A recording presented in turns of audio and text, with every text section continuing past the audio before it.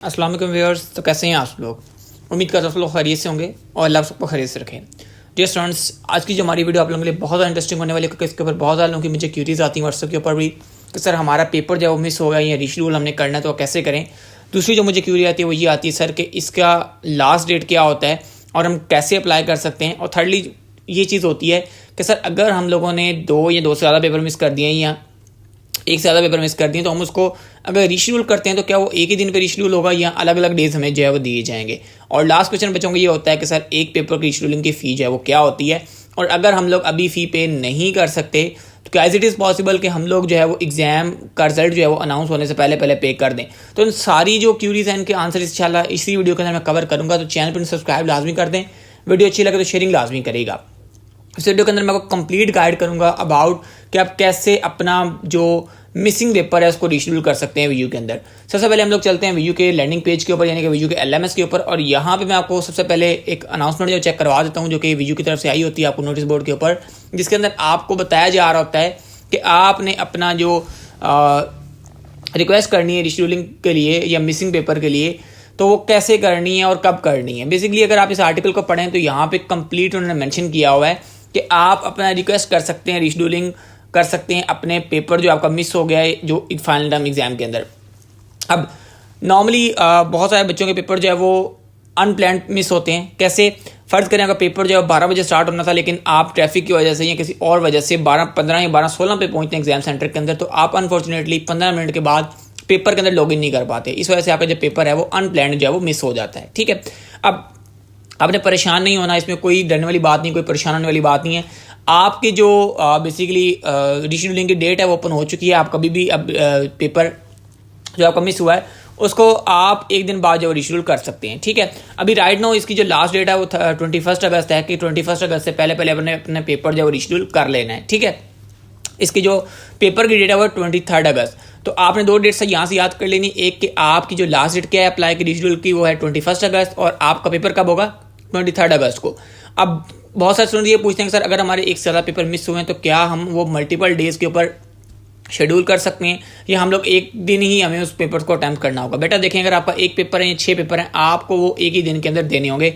इसके अलावा कोई हल नहीं होता कि आप ना तो अपनी मर्जी से टाइम सेट कर सकते हैं, ना अपनी मर्जी से आप कैंपस सेलेक्ट कर पाएंगे और ना ही अपनी मर्जी से आप डे सेलेक्ट कर सकते हैं। ठीक है, ये तीनों चीज़ें हम इसमें नहीं कर सकते जो नॉर्मली एक पेपर के अंदर हम लोग कर रहे होते हैं। ठीक है, अब नेक्स्ट चीज़ ये होती है, बच्चे ये कहते हैं सर हमारे पास अभी राइट नाउ जैसे मिडल ऑफ द मंथ चल रहा होता है तो हम लोग अभी फी पे नहीं कर सकते, तो क्या ये पॉसिबल है कि हम लोग एग्जाम से पहले मतलब रिजल्ट अनाउंस होने से पहले क्या हम वो फी अगर पे कर दे? तो जी बिल्कुल आप कर सकते हैं ऐसे। मतलब अगर आप फर्स्ट वीक तक पे करना चाहते हैं तो आप इजीली कर सकते हैं। अभी आप रीशेड्यूल के लिए अप्लाई कर दें, अगर पेपर रीशेड्यूल हो जाएगा और जब आपका बेसिकली एग्जाम हो चुका होगा फाइनल टर्म रिजल्ट आने से पहले आप अगर अपनी फ़ी पे कर देते हैं इसमें कोई इशू वाली बात नहीं है। ठीक है, ओके।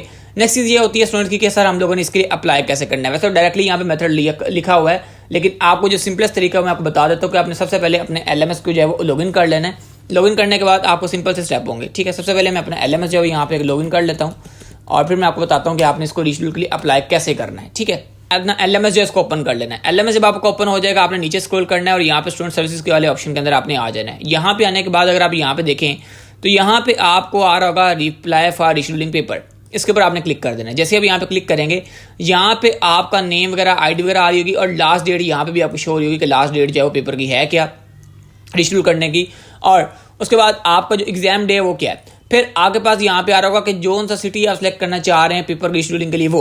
अब याद रखें यहाँ पे सिर्फ एक बुक शो हो रही है। ये बेसिकली जो पेपर आप अगर आप फर्ज करें आपने आज मिस किया है तो एक दिन के बाद आपका यहाँ पे शो होना शुरू हो जाएगा, तो आपने परेशान नहीं होना। ठीक है, आपने यहाँ से अपना सिटी सेलेक्ट करना है जिसके अंदर भी आप पेपर देना चाह रहे होते हैं।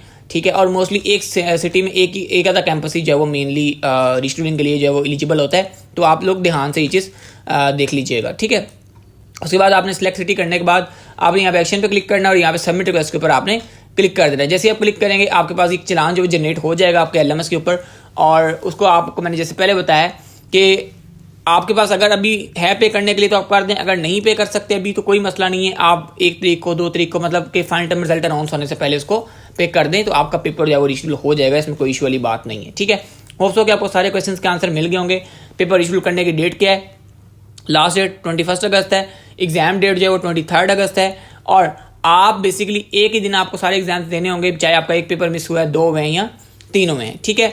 और सबसे इंपॉर्टेंट चीज़ ये कि आप ना तो आप अपने सिटी अपनी बेसिकली अपनी जो सिटी के अंदर जो कैंपस है, अगर 10 कैंपस है तो उनमें से आप अपनी मर्जी से कैंपस चूज़ नहीं कर सकते। पहली जो वो कह लें कि यहाँ पे जो हम पे बाउंड्री लगती है वो ये होती है। दूसरी ये कि हम लोग अपने टाइम अपनी मर्जी से सेलेक्ट नहीं कर पाएंगे।